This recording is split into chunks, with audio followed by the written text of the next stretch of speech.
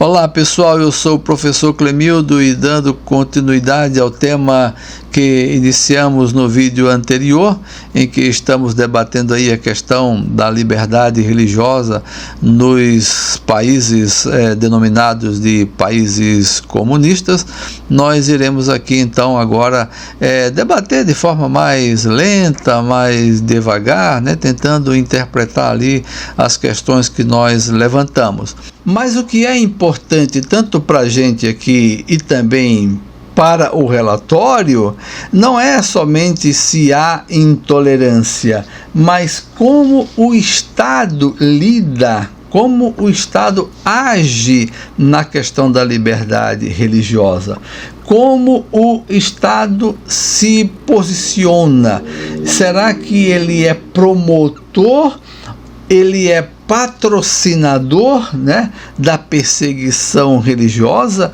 Ele patrocina também a falta de liberdade, ele age para restringir a liberdade religiosa? Então, esse também é um outro item que aparece no relatório, em que é analisado todos os estados, Como é que o Estado age, quais são as leis que o Estado cria para dificultar ou para perseguir a liberdade religiosa, ou quais as leis que o Estado cria para promover a liberdade religiosa. Como que o Estado resolveu ou resolve determinados conflitos que aconteceram, que acontecem na sociedade geral, na sociedade em geral. Então, quando a gente pesquisa sobre essa questão da liberdade religiosa e da intolerância religiosa, a gente precisa observar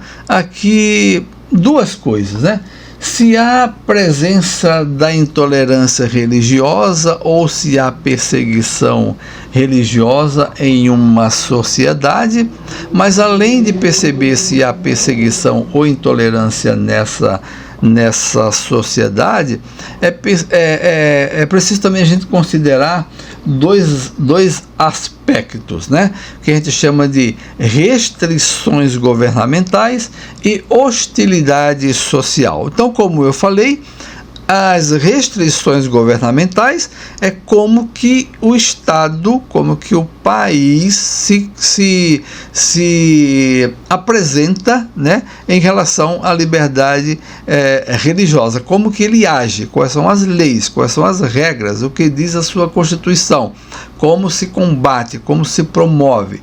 Isso são as restrições governamentais. E se há hostilidade social, quer dizer, pode ser que um país tenha liberdade religiosa, mas ao mesmo tempo há hostilidade social, quer dizer, as pessoas perseguem grupos, tem grupos que sofrem mais intolerância, mesmo havendo leis que protegem a liberdade ou que fala sobre não usar a religião para o ódio ou para a discriminação, mas mesmo assim ainda há hostilidade social contra determinados grupos religiosos. Então é preciso a gente observar essas duas coisas, as restrições governamentais e a hostilidade social. Então o que mais nos interessa aqui nesse debate são as restrições governamentais, porque o que a gente está discutindo aqui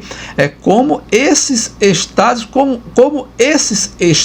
lidam com a liberdade religiosa, Como eles atuam para promover ou não a liberdade religiosa, Então essa é uma coisa importante para a gente pensar.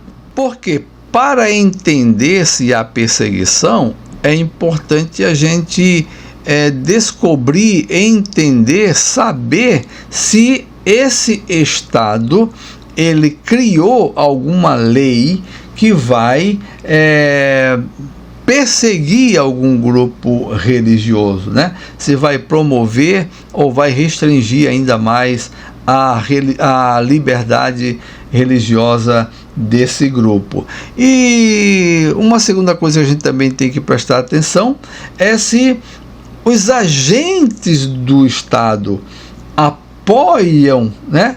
ou se eles se omitem diante da hostilidade social contra grupos ou indivíduos, porque muitas vezes, como eu falei, o Estado pode ter leis maravilhosas, né, falando sobre que respeita a liberdade, que apoia a diversidade religiosa, mas os agentes do Estado podem contribuir para a hostilidade social ao se omitir ou às vezes até apoiar alguma agressão. Então isso também é importante. Então, assim como é necessário defender a liberdade religiosa, também é preciso entender que a religião não é livre para descumprir leis em nome da crença. Bom, aqui a gente entra numa outra questão, né? É importante que a gente se posicione em prol da liberdade religiosa sempre, né? Mas também é importante a gente entender que a religião ela não é totalmente livre, ela não pode fazer tudo o que ela quer fazer, né? Os grupos religiosos não são livres para fazer na sociedade qualquer coisa que eles julgarem que deve ser feito em nome da sua fé, ou em nome do seu livro sagrado, em nome da sua prática religiosa, ou pelo fato dele ser a maioria na sociedade, ou ter o reconhecimento da maioria da sociedade, então ele pode fazer o que ele quiser. Não, existem regras, leis que precisam ser observadas, né? Então não se pode agir, o grupo religioso não pode agir arbitrariamente sob uma justificativa de um princípio religioso, né? Que é um direcionamento ético para aquele grupo, para aquele que voluntariamente aderiu àquele grupo religioso, né? Então, muitas vezes, as leis religiosas, as regras religiosas, elas são regras para o grupo e para aqueles que fazem parte do grupo, e não para toda a sociedade. Então, as leis aprovadas pelo Estado regulamentam a convivência social, né, de todo mundo, né? Garantem cidadania para todos, né? Então, é essa distinção que a gente tem que fazer também, porque muitas vezes grupos religiosos, principalmente aqueles que são majoritários, eles entendem que pelo fato também de já fazer parte da cultura, né, da sociedade, eles estão livres para agir de qualquer maneira ou realizar sua prática religiosa em qualquer área, em qualquer momento, né?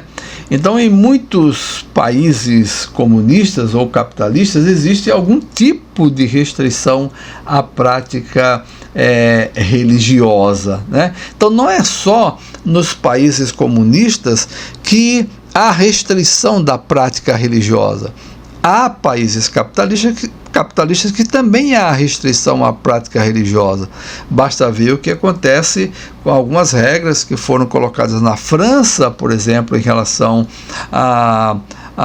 ao islamismo, né? Que em alguns lugares não pode ser utilizado determinada vestimenta, determinada lenço que as mulheres utilizam na sua cabeça, enfim. Então existem algumas regras, e não só isso, algumas práticas também. Por exemplo, em alguns países o ensino religioso não pode ser exercido nas escolas, né? Então há algumas regras, claro, umas que restringem mais a liberdade, outras restringem menos, mas essas regras existem tanto nos países capitalistas quanto aqueles que não são capitalistas. Então é necessário a gente estar atento para essa questão também. Então, ao observar o relatório, a gente verifica que cristãos, budistas, islâmicos, hinduístas e outros grupos, eles reclamam, né, que sofrem perseguições, que sofrem perseguição, preconceito, intolerância ou restrição, né, na possibilidade de exercer plenamente a sua liberdade religiosa. Então, o relatório demonstra